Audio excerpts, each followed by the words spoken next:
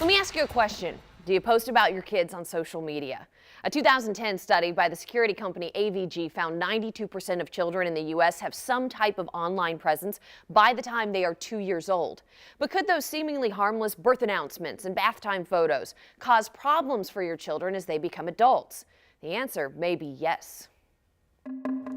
Before a little one has even entered the world, their presence is shared across the web, a grainy black and white picture announcing the bundle of joy's imminent arrival. But in an age where information is permanent and privacy valued, is it fair to give your little one a digital footprint before they are even born? I think that my research really shows that the number one thing that parents need to consider is how their kids will feel about the information being shared. Stacy Steinberg with the University of Florida Levine College of Law has studied the issue of sharenting for years. She says parents have to be thoughtful about what they post. I'm concerned about how the information could be used down the road in ways that we just haven't even imagined yet. Posting things that parents may consider innocent, like temper tantrums or potty training stories, can be embarrassing for children when they are older. But C.J. Goodman, a supervisory special agent with the FBI in Jacksonville, has seen even darker consequences. The problem with that is that anything you put out there is susceptible for anybody to grab. He says some information could be used to exploit a child. As a parent himself, Goodman chooses to not share details about his children on social media.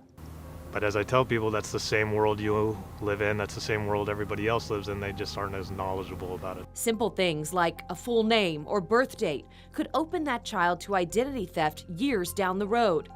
But also, the more details posted, the easier it is for predators to find a child or family. In March of 2019, a 40-year-old Jacksonville man was arrested by the FBI after making sexually explicit comments about children on several internet blogs hosted by mothers, even asking the mothers for explicit photos of their children. When he was arrested, agents found over 300 images of child sexual exploitation in his home. You may not realize how much information you are putting out there, but somebody else is on the other end, unfortunately, who is going to continue to gather up that information. And as children grow, they will likely want their own social media accounts. Steinberg and Agent Goodman hope that parents will be good role models for how to use it responsibly. If we've shown them that we value their privacy, I'd like to think that it's more likely that they will value the privacy of others going forward. All of the pictures and posts, creating a digital history that will follow a child for the rest of his or her life. So Steinberg and Agent Goodman agree it's unrealistic to expect that parents will never post anything about their children.